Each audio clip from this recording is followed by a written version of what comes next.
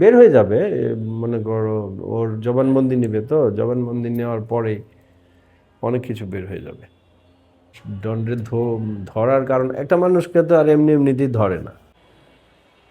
না এমনিতে বরাবরই ডনকে নিয়ে কি বলা আছে? কালকে যে অ্যারেস্ট হলো ডন। এই বিষয়ে আমি কিছু বলতে পারবো না। এই ডনের এই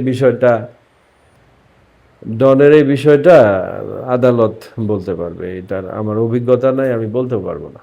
সহশিল্পী হিসাবে কিছু বলা আছে কিনা? সহশিল্পী হিসাবে বলবো, সে গিলটি হইলে অবশ্যই জেল খাটবে, তার বিচার হবে।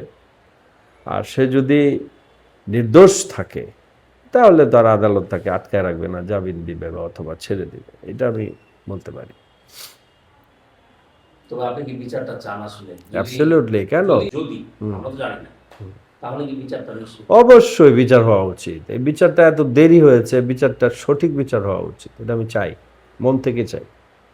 ছেলেকে, তত্তাজা ছেলেকে মনে করো কিভাবে মারা গেল, কিভাবে কি হলো, এটা আসলে মানুষ, বাংলাদেশের মানুষ, সারা বিশ্বের মানুষই জানে। বাংলাদেশের মানুষ এই সত্যি ঘটনাটা জানার অধিকার রাখে, তো তাই না? তবে এবার হয়তো আর কিছু একটা বেরিয়ে আসতে পারে। হ্যাঁ, তারপরে মানে আদালতে যেহেতু ওকে ধরছে, এখন তো সত্য মিথ্যাটা তো বের হবে, তাই না? আমাকে কে জানি বললো দেশের বাইরে না যাওয়ার একটা নিষেধাজ্ঞা তার উপরে ছিল। হ্যাঁ, যে কারণেই তো তাকে অ্যারেস্ট করছে। এখন উমরা করতে যাক আর যাই ঘুরতে যাক, যেটাই করতে চাক, যদি চান্সে সে পার হয়ে যেত, তাই না? কিন্তু আইন তো তার নিজস্ব গতিতে চলবে। না, আমি নিউজ দেখেছি। সালমান শাহ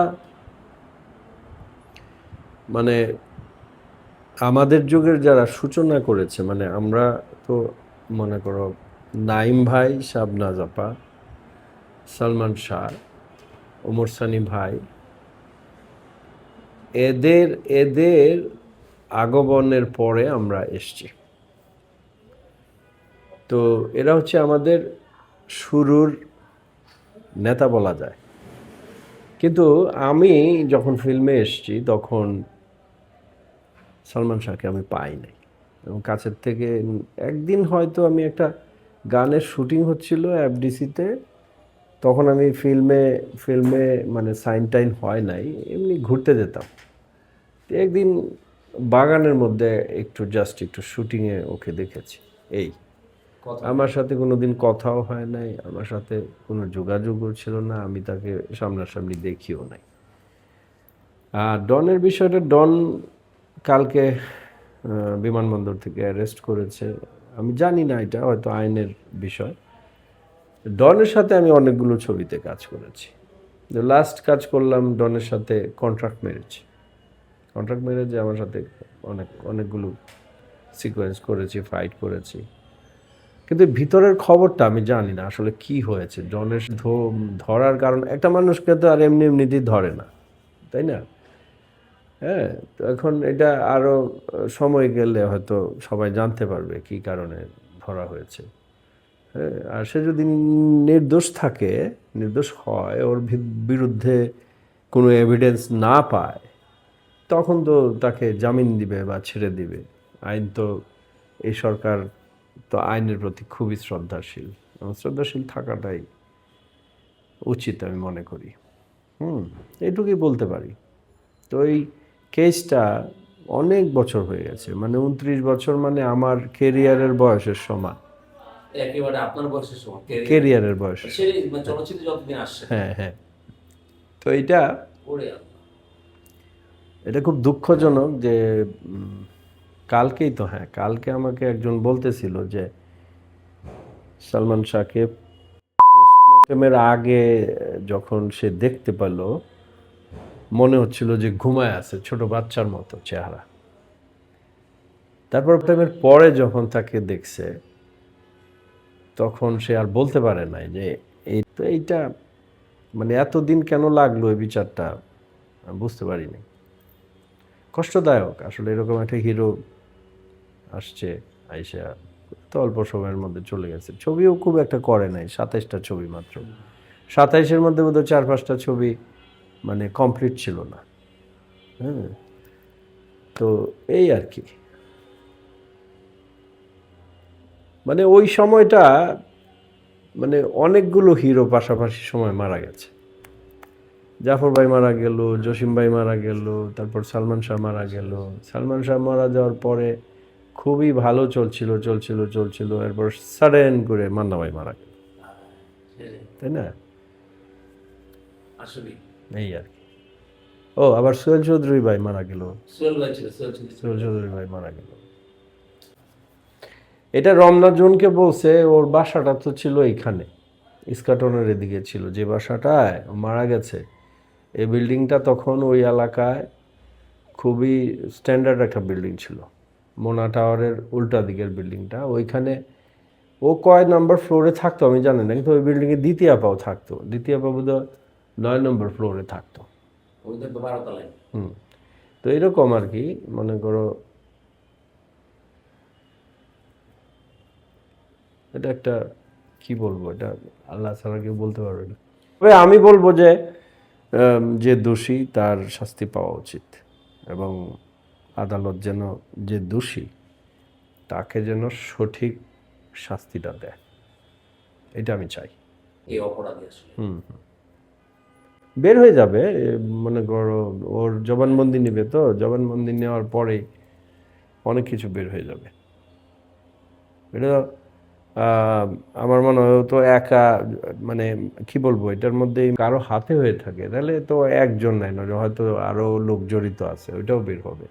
আল্লাহ জানে, আল্লাহ জানে আজিজ মোহাম্মদ ভাইরে কই পাবে, এত আমার মনে হয় না বাংলাদেশে আছে, বুড়া হয়ে গেছে একদম। ভেরি স্যাড ঘটনা আসলে। ইন্ডাস্ট্রির নক্ষত্র সে সালমান শাহ। ভালো করতেছিল অনেক ওই সময়টা না,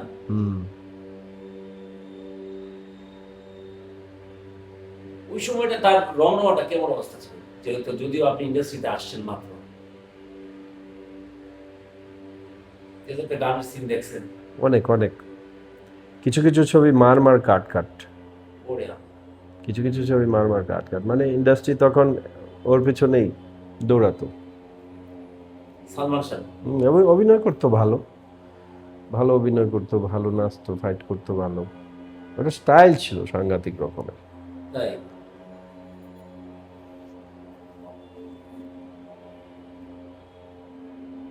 আর খুব ইয়ে ছিল নাকি, আমি শুনি মানুষের কাছে, আমি দেখি না, যে খুবই জলই ছিল, মানে খুব আনন্দ করতো শুটিং এর টাইমে।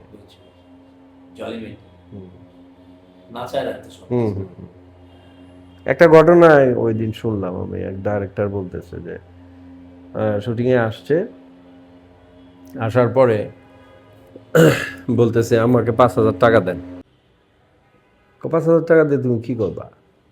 আমি বলছি 2 মিনিটের মধ্যে দিবেন, নাহলে কিন্তু আমি চলে যাব। 2 মিনিট লেট হয়েছে, সে কিন্তু এফডিসি থেকে গাড়ি নিয়ে বেরিয়ে গেছে, বাইর হইয়া গাড়ি চালায়া সোনারগাঁও হোটেলের সামনে চলে গেছে। তো এরা ফোন দিছে যে তুমি কই গেলা, টাকা তো রেডি কর, তাহলে আমি আসতেছি। পরে ঘুরে আইসা 5,000 টাকা নিচে নিয়ে সবাই মিষ্টি খাওয়াইছে কিনে, এরকম একটু দুষ্টামিও করতো, মানে খুব জলি মাপের মাইন্ডেড ছিল আর কি। ভাবে না এগুলো কিছু। খুব অল্প সময়ের মধ্যে অনেক বড় স্টার হয়ে গেছিল, এবং খুব অল্প সময়ের মধ্যে চলে গেল। ওই সময়ে তার জোয়ারটা কেমন ছিল? ভালো ছিল মোটামুটি না? ওই তো বেশি ছবি তো করে নাই, বললাম না 27টার মধ্যে সবগুলো, তাও 3 বছরে কয়েকটা ছবি কমপ্লিট ছিল না। আর ওখানে ধরো 25টা ছবির মধ্যে বেশ কয়েকটা ছবি সুপার ডুপার হিট ছিল। লন্ডনে কিছু বলবে কিনা? ডন আমার অনেক পুরনো পরিচিত কলিগ, আমি ওর সাথে কাজ শুরু করি আমার মনে আছে ঘর দুয়ার ছবির থেকে। ওরে বড়দরে সে ছিল। হ্যাঁ, ঘর দুয়ারে ও ছিল, ওদের একটা গ্যাং থাকে নীলমকে নিয়ে, এটিএম ভাই আর ওরা একটা গ্যাংয়ে থাকে। তো সেই থেকে তার সাথে আমার মানে কলিগ হিসাবে বন্ধুত্ব আর কি। লাস্ট কাজ করলাম ওর সাথে হাসান জাহাঙ্গীর। হাসান জাহাঙ্গীরের কন্ট্রাক্ট ম্যারেজ। এরপর আর দেখা হয়নি। ও ভোটের দিন দেখা হয়েছিল, আমাদের নির্বাচনের দিন আসছিল ভোট দিতে। হ্যাঁ, তো আমার দেখে বলতেছে, বেয়াদব সালাম আদাব দেশ না, ভোট দিব না কিন্তু, এইটুকুই কথা হয়েছে।